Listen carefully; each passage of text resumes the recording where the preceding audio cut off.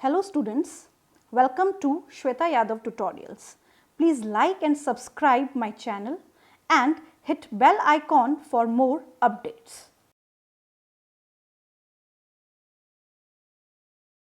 Last video में हमने male reproductive system में एक्सेसरी रिप्रोडक्टिव ऑर्गन्स के बारे में पढ़ा था। वहाँ पे हमने 3 ग्लैंड्स के बारे में पढ़ा था। First is the seminal vesicle, second is the prostate gland and third one is the Cowper's gland और बैल्बो यूरिथ्रल ग्लैंड। ये तीनों ग्लैंड्स अपने सिक्रीशन सिक्रीट करते हैं और इस सिक्रीशन को जब स्पर्म के साथ मिक्स किया जाता है तो that fluid is known as semen. Semen is a nutritive fluid in which sperms are present. अब जब स्पर्म इजैक्यूलेट होते हैं तो वो कोगुलेटेड फॉर्म में होते हैं, या हम ये भी कह सकते हैं कि बिफोर इजैक्यूलेशन जब स्पर्म डक्ट से या वास डिफरेंस से एम्प्यूला में जाते हैं। एम्प्यूला कौन सा पार्ट होता है? वास डिफरेंस जहाँ पे फूल जाती है वो एम्प्यूला बन जाता है। Ampulla is the reservoir of the sperm. जब स्पर्म उसमें जाते हैं एम्प्यूला में और उस एम्प्यूला से वो सेमिनल वेसिकल की डक्ट के साथ फ्यूज हो जाती है एम्प्यूला की डक्ट, तो यहाँ पे जो सेमिनल वेसिकल है वो अपने सिक्रीशन ऐड करता है और उसके सिक्रीशन में क्या प्रेजेंट है? उसके सिक्रीशन में है फिब्रिनोजन। फिब्रिनोजन क्या करता है? कोगुलेट करता है स्पर्म्स को, यानी कि कोगुलम बनाता है। इसी के साथ साथ क्लॉटिंग प्रोटीन्स, क्लॉटिंग एंजाइम्स भी प्रेजेंट होते हैं और जो क्लॉटिंग एंजाइम्स हैं वो प्रोस्टेट ग्लैंड रिलीज करता है प्रोस्टेटिक फ्लूइड में। तो इन सब की वजह से जो स्पर्म्स हैं वो कोगुलेट हो जाते हैं और कोगुलम बन जाता है बिफोर इजैक्यूलेशन।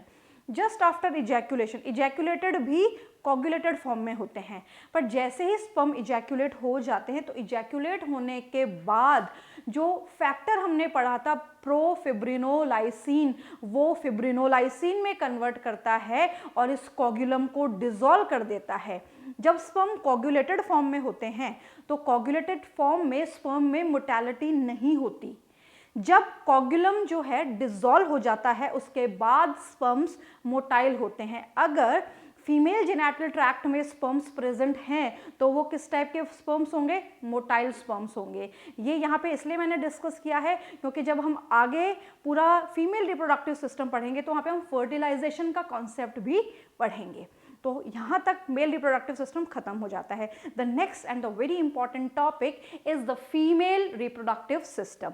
नेक्स्ट टॉपिक क्या है? फीमेल रिप्रोडक्टिव सिस्टम है। हम पढ़ रहे हैं ह्यूमन रिप्रोडक्शन, क्लास 12th का बहुत ही इंपॉर्टेंट टॉपिक। ये बोर्ड के हिसाब से भी इंपॉर्टेंट है और नीट के हिसाब से भी इंपॉर्टेंट है। Female reproductive system male reproductive system की तरह ही दो में डिवाइडेड है। The primary sex organs and these are also known as essential sex organs, और इनको हम gonads भी बोलते हैं। These are also known as gonads, or these are main sex organ or reproductive organ. We can use it word sex organ or we can use word reproductive organ. Next है secondary sex organ या secondary reproductive organ। तो दो में divided है mails की तरह ही। Primary sex organ में आती हैं ओवेरीज, यानी कि ओवेरीज का मतलब यहाँ पे IES लगा है, इसका मतलब 2 ओवेरीज हैं फीमेल रिप्रोडक्टिव सिस्टम में। सेकेंडरी सेक्स ऑर्गन्स में आते हैं fallopian tube. Fallopian tube is also known as oviducts, uterus, vagina and Bartholin glands. यहाँ पे हम सर्विक्स भी लिख सकते हैं, यूटरस का ही पार्ट है extended part, this is cervix. Uterus open into vagina through cervix.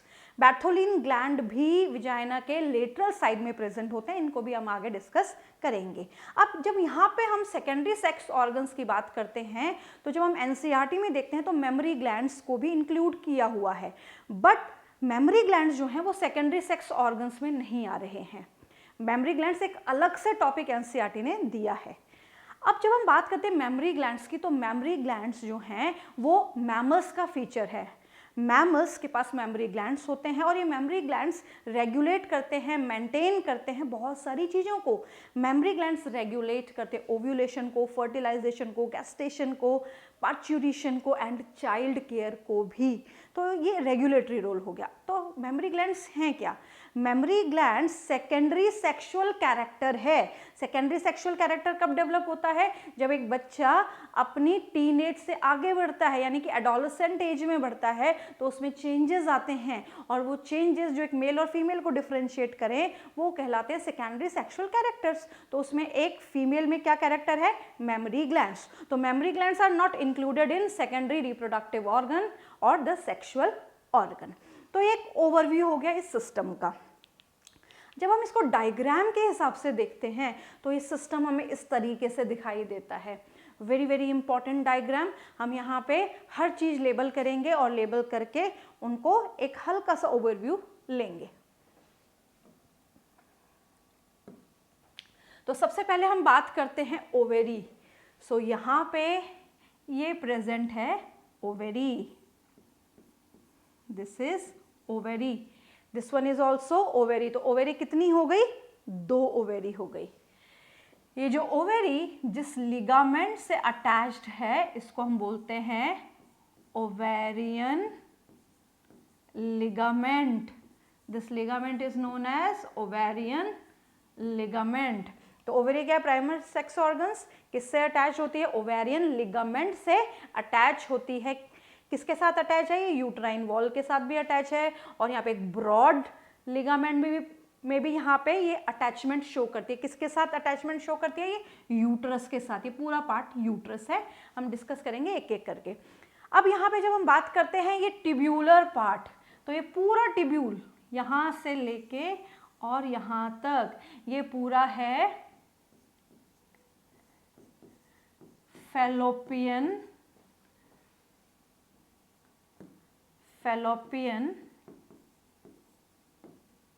Tube. This part is known as fallopian tube. ये फैलोपियन ट्यूब है। इसके बाद ये वाला जो पार्ट है, दिस ब्रॉड पार्ट इज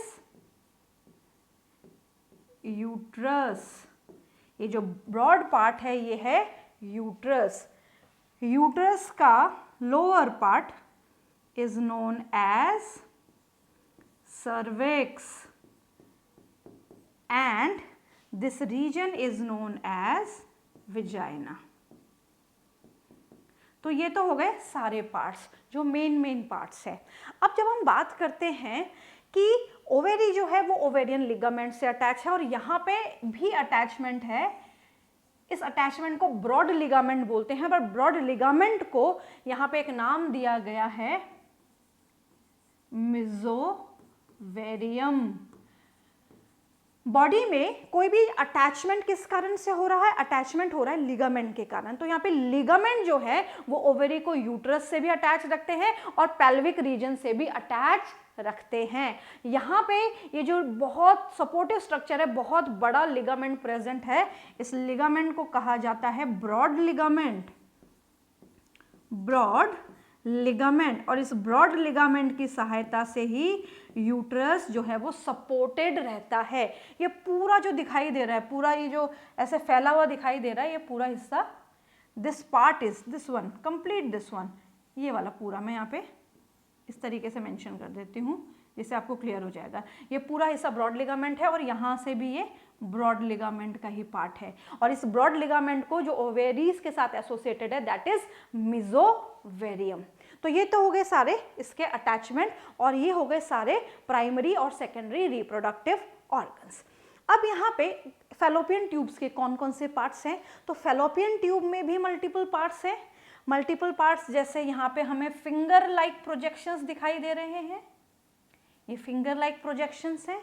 ये फिंगर लाइक प्रोजेक्शन या फनल शेप्ड स्ट्रक्चर को हम बोलते हैं इनफंडिबुलम।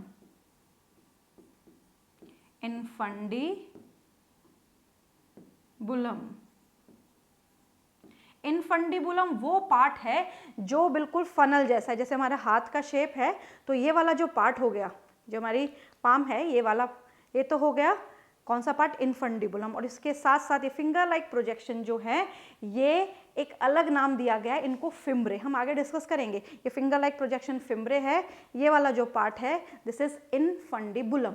ये ओवेरी का स्ट्रक्चर अगर हम डिस्कस करें या फैलोपियन ट्यूब का डिस्कस करें तो बिल्कुल हमारे हाथ की शेप जैसा नजर आता है। This part is infundibulum. फिर यहाँ पे एक ब्रॉड पार्ट आएगा, this broad part is known as ampulla, ये थोड़ा सा ब्रॉड आ गया, ये एम्प्यूला है। एम्प्यूला के बाद फिर हम आगे स्टडी करेंगे इस्थेमस, ये लंबा ट्यूब इस्थेमस है। तो जैसे जैसे हम फेलोपियन ट्यूब को डिस्कस करेंगे सारे पार्ट्स वन बाय वन हम डिस्कस करते रहेंगे। इसी के साथ साथ हम यूट्रस में भी डिफरेंट लाइनिंग्स देखेंगे, डिफरेंट लेयर जो यूट्रस में है उनको भी हम पैरेलली पढ़ेंगे जब हम यूट्रस का डिस्कशन करेंगे।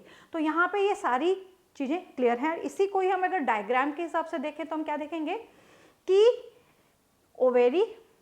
ओवेरी ने जो भी चीज़ बनाई वो रिसीव की फेलोपियन ट्यूब ने, ये फेलोपियन ट्यूब है, यहाँ पे ये ओवरी है, यहाँ पे भी ये फेलोपियन ट्यूब है। ये दोनों फेलोपियन ट्यूब एक ब्रॉड स्ट्रक्चर में ओपन हो जाती हैं। इस ब्रॉड स्ट्रक्चर को बोला जाता है यूटेरस। ये वाला जो हिस्सा है सर्विक्स, यूटेरस का लोअर पार्ट है सर्विक्स, और सर्विक्स के लोअर पार्ट में क्या प्रेजेंट है, विजाइना। तो ये फीमेल रिप्रोडक्टिव सिस्टम का स्ट्रक्चर है। अब यहाँ पे हमें इनकी डिटेलिंग करनी है, तो हम डिटेलिंग कैसे करेंगे, वन बाय वन करेंगे। हम स्टार्ट करते हैं ओवेरीज से।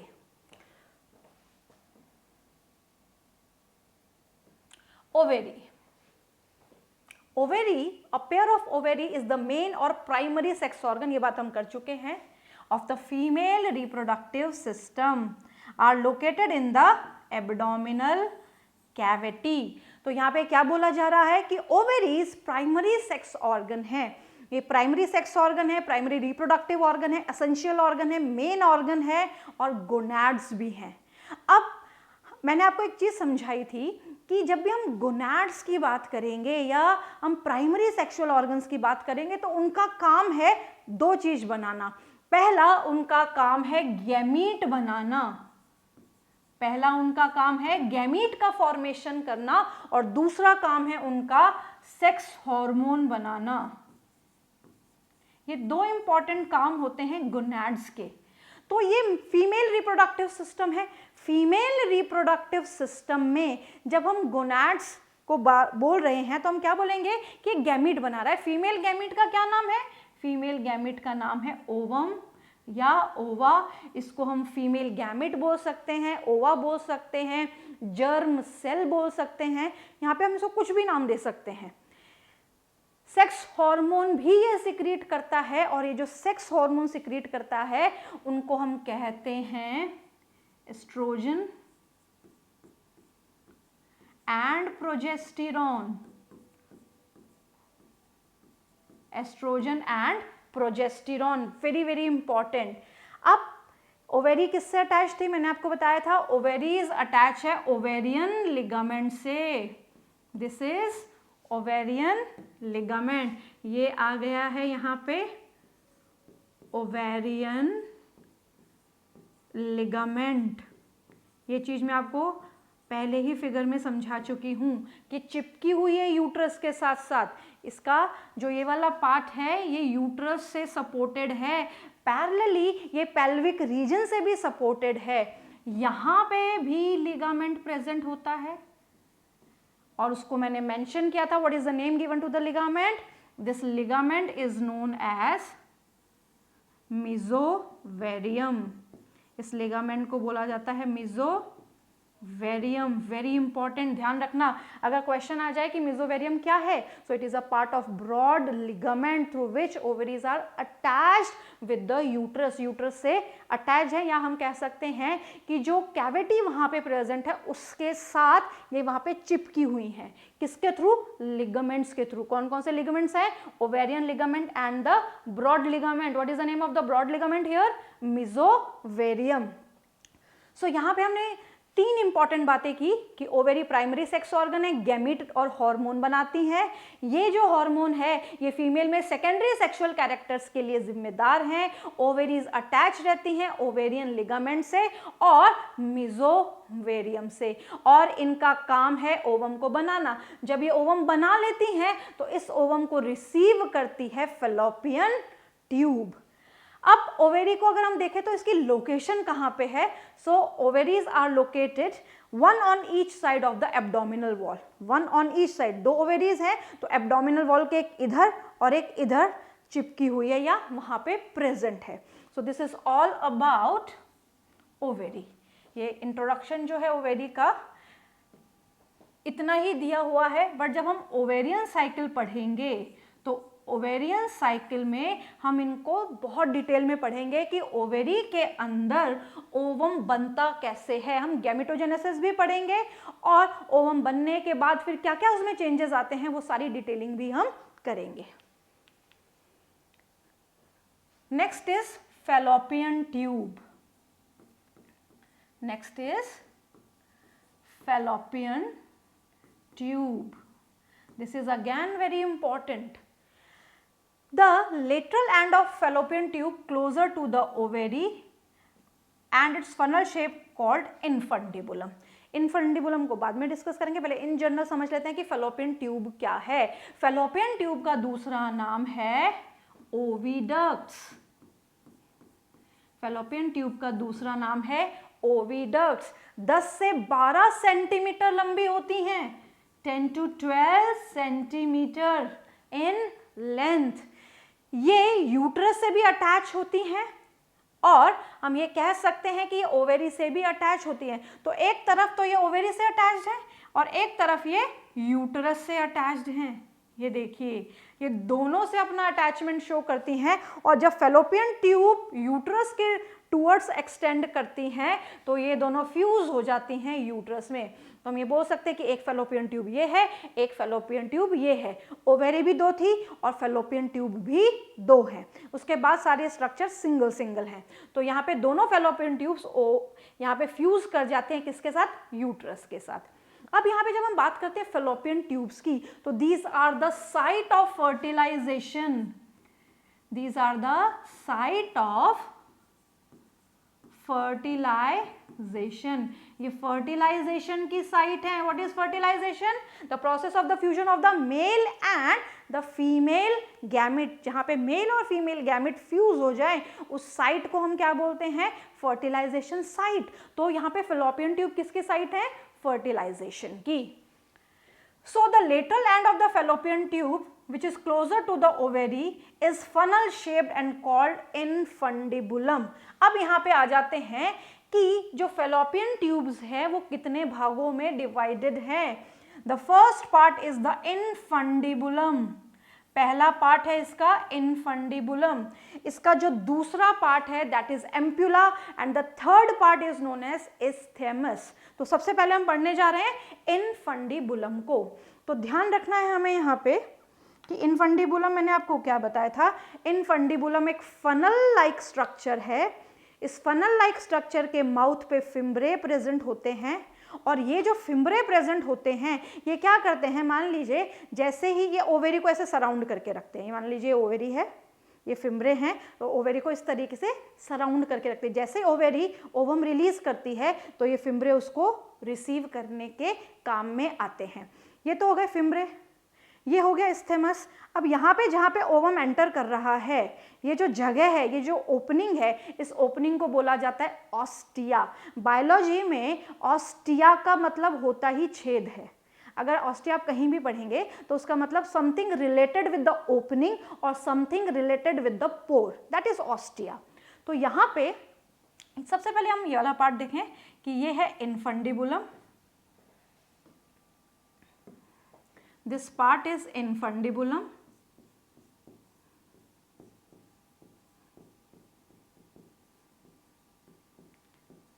ये वाला पार्ट infundibulum है। इसके आगे finger like structures,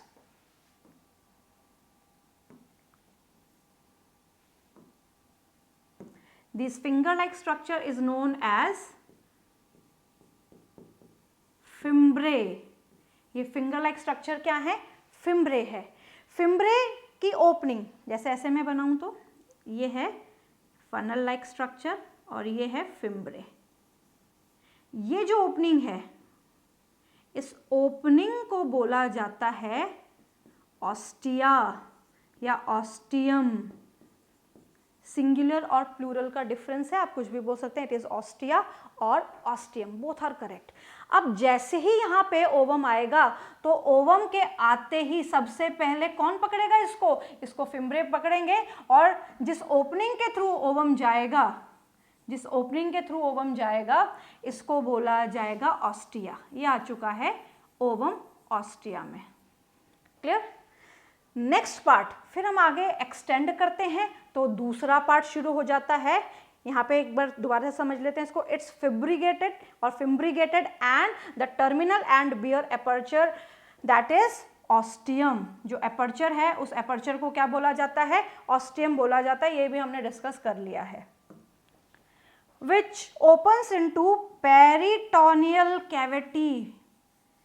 भाई कोई चीज अंदर जा रही है, ओवम अंदर जा रहा है, तो बॉडी में अंदर क्या है हमारे डिफरेंट डिफरेंट कैविटीज हैं। तो जैसे ही फेलोपियन ट्यूब में ये एंटर करता है तो फेलोपियन ट्यूब भरी तो ही नहीं, अंदर से ठोस नहीं है, वो एक ट्यूब है जो अंदर से खाली है। तो उस जो खाली जगह है, ये जो ट्यूब है, मान लीजिए ये ट्यूब है, तो ये जो ट्यूब के अंदर जो खाली जगह है दिस इज पेरिटोनियल कैविटी, जहाँ पे ओवम जा रहा है, मूव कर रहा है। इसी के साथ साथ ओवम को मूव करवाने में यहाँ की जो एपिथेलियम होती है दिस इज सीलिएटेड एपिथेलियम। और हमेशा ध्यान रखना है जो सीलिएटेड एपिथेलियम होती है वो इस तरीके से काम करती है। एक तरफ के सीलिया अगर ऊपर जाएंगे तो दूसरी तरफ के उसके अपोजिट डायरेक्शन में मूव करेंगे और इस तरीके से ओवम का मूवमेंट हो जाता है यूट्रस तक। तो यहाँ पे 3-4 बातें बहुत इंपॉर्टेंट है, ध्यान रखनी है कि इनर लाइनिंग किससे लाइंड है? सीलिएटेड एपिथेलियम से लाइंड है, फेलोपियन ट्यूब की। ये टिश्यूज में आप पढ़ते हैं, इसीलिए मैं बता रही हूँ कि किस तरीके से ओवम का इंटरनली मूवमेंट होता है। First part infundibulum. इनफंडिबुलम के पास क्या प्रेजेंट है? माउथ पे फिम्ब्रे। फिम्ब्रे की सहायता से ओवम रिसीव किया जाता है और जिस कैविटी में ओवम जाता है दैट इज पेरिटोनियल कैविटी। सो ये जो पार्ट है ये पेरिटोनियल कैविटी है, यहां से यहां ओवम मूव कर सकता है आराम से। यहां तक क्लियर है? Next, the edges of the infundibulum possess a finger like projections called fimbri। इसको भी हम पढ़ चुके हैं। which help in the collection of the ovum after ovulation. Ovulation क्या होता है? जब ओवम ओवेरी से रिलीज हो जाता है। When ovum release from ovary, इस प्रोसेस को क्या बोला जाता है? ओव्यूलेशन। ये हम आगे भी पढ़ेंगे। The part medial to the infundibulum is called ampulla. ये आ गया है फेलोपियन ट्यूब का दूसरा पार्ट, एम्प्यूला। तो यहाँ तक ये वाला जो पार्ट है ये तो हो गया इनफंडिबुलम। ये वाला जो पार्ट है एम्प्यूला का मतलब होता है हल्का सा जहाँ फुलावट हो। एम्प्यूला का मतलब क्या होता है? ऐसा एरिया जहाँ पे फुलावट है।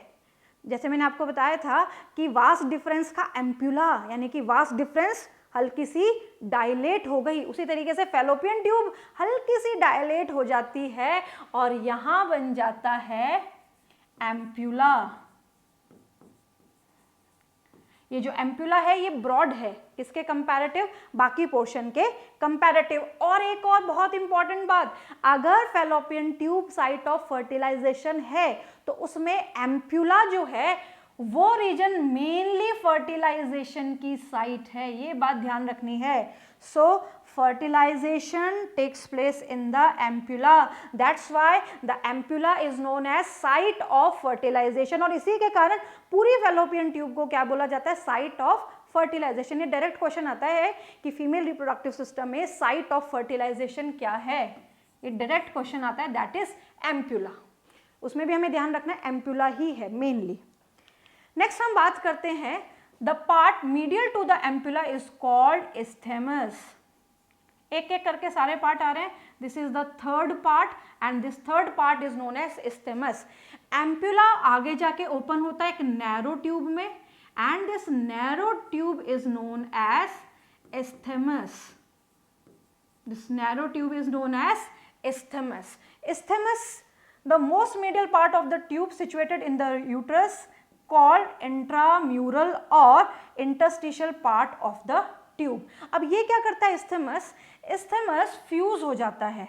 फ्यूज इन द सेंस कि जो isthmus है वो इस तरीके से यूट्रस की तरफ जाता है कि ये दो ट्यूब हैं यूट्रस तक जाते जाते एक सिंगल यूट्राइन वॉल के साथ मर्ज हो जाती हैं। यहाँ पे हमें दिख ही रहा है कि isthmus यहाँ से भी आ रहा है और isthmus यहाँ से भी आ रहा है और यहाँ पे दोनों isthmus यूट्रस के साथ हो चुके हैं फ्यूज, दोनों क्या बन चुके हैं, यूट्रस के साथ फ्यूज हो चुके हैं।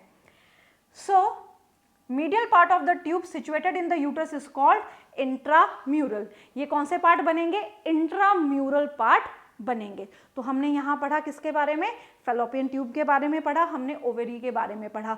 ओवेरी हमने क्या पढ़ा कि प्राइमरी रिप्रोडक्टिव ऑर्गन है, प्राइमरी रिप्रोडक्टिव ऑर्गन ने अपना काम किया, ओवेरीज ने गैमीट्स बनाए जिसको हमने बोला ओवम या ओवा, और उसके साथ साथ सेक्स हार्मोन भी बनाए, एस्ट्रोजन एंड प्रोजेस्टेरॉन, जो फीमेल्स में जो टीनेजर बच्चा है या एडोलेसेंट है उसमें सेकेंडरी सेक्सुअल कैरेक्टर के लिए जिम्मेदार है। और हमने यहाँ डिफरेंट पार्ट्स पढ़े किसके, फैलोपियन ट्यूब के। उसमें पहला part infundibulum, ampulla and isthmus, 3 part हमने पढ़े, और उसमें मेन साइट ऑफ फर्टिलाइजेशन क्या है, एम्पुला। इसलिए कंप्लीट फैलोपियन ट्यूब या ओविडक्ट्स को क्या बोला जाता है, site of fertilisation. Next video में हम यूट्रस के बारे में पढ़ेंगे और एक्सटर्नल फीमेल जेनेटेलिया के बारे में भी पढ़ेंगे।